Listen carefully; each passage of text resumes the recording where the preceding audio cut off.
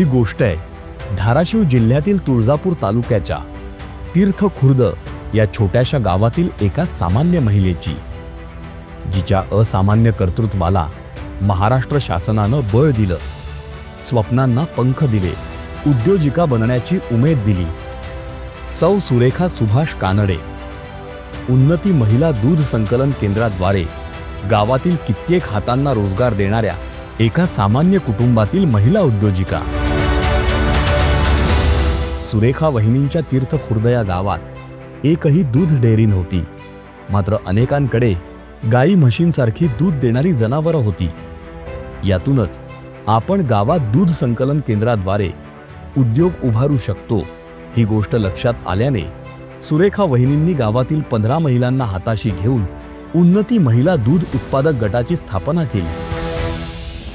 पुढे उमेदद्वारे उन्नती महिला दूध उत्पादक गटाला आर्थिक भांडवल मिळालं। दूध संकलन केंद्र नसल्याने पूर्वी या गावातील दुधाला मार्केट नव्हतं, जे उन्नती महिला दूध संकलन केंद्राद्वारे उपलब्ध झालं।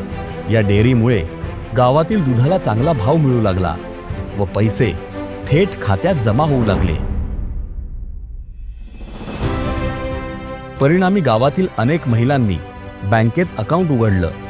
आज उन्नती दूध डेअरीमुळे शेतकऱ्यांच्या दुधाला योग्य दर मिळतोय। 15 महिलांना रोजगार मिळाला, पण यासाठी सौ सुरेखा सुभाष कानडे व त्यांच्या सहकाऱ्यांना संघर्ष करावा लागला। अखेर थेंबे थेंबे तळे साचे या उक्तीप्रमाणे त्यांच्या दूध संकलनात वाढ होत गेली। हे सारं महाराष्ट्र शासन व ते चालवत असलेल्या मुख्यमंत्री देवेंद्र फडणवीस नामक प्रामाणिक नेतृत्वामुळे शक्य झालं।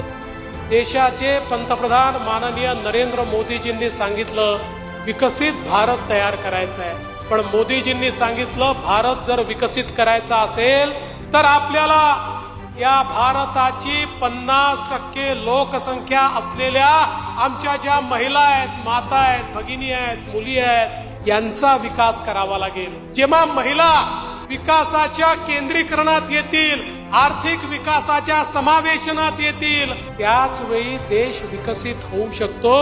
आणि म्हणून माननीय मोदीजींनी बेटी बचाओ बेटी पढाओ पासून लखपती दीदी पर्यंतचे कार्यक्रम सुरू केले।